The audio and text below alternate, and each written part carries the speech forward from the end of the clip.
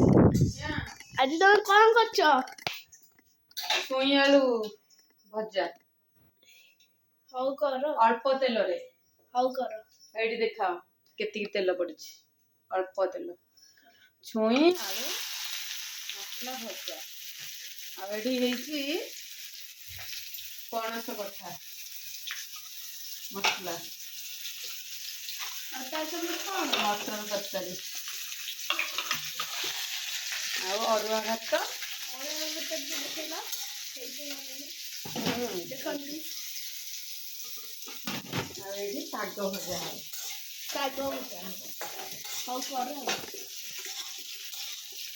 ଦେଖ କେମିତି ଭଜା ହଉଛି।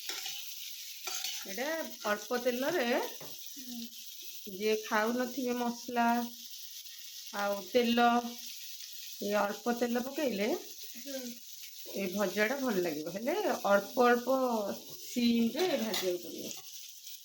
ଅଳ୍ପ ସିମ୍ ଧରି ପୁରା କମ୍ ଆଞ୍ଚରେ ଭାଜିଲେ ତାର ଟେଷ୍ଟ ଆସିବ। ଇଏ ହେଉଛି ଦେଶୀ ଛୁଇଁ।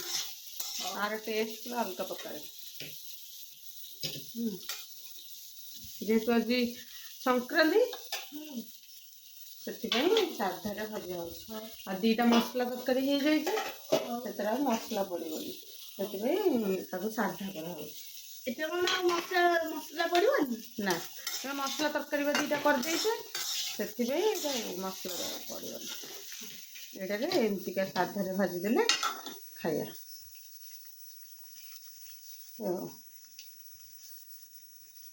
ତମେ ୟାକୁ ଖାଇବଟି?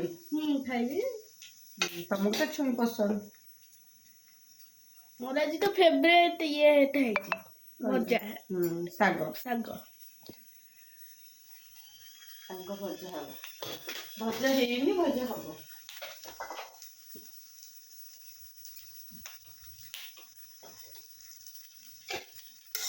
ମୁଁ ଘର ଦେଖିକି ଆସୁଛି ହେଲା। ବାଏ। ବାଏ। ଟିକେ ମିନିଟ୍ ପରେ ଆସୁଛି। ଦେଖନ୍ତୁ, ଏଇଠି ମୋ ସାଙ୍ଗମାନେ ଦେଖନ୍ତୁ।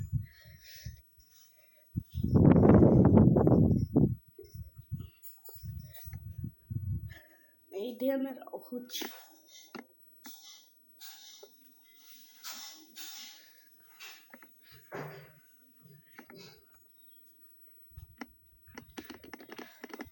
ଦେଖନ୍ତୁ,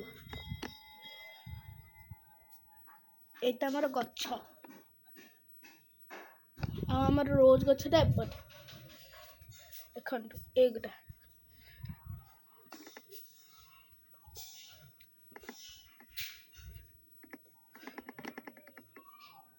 ଆଉ ଏଇଟା ଆମର ଠାକୁର ଘର। ଏଇଟା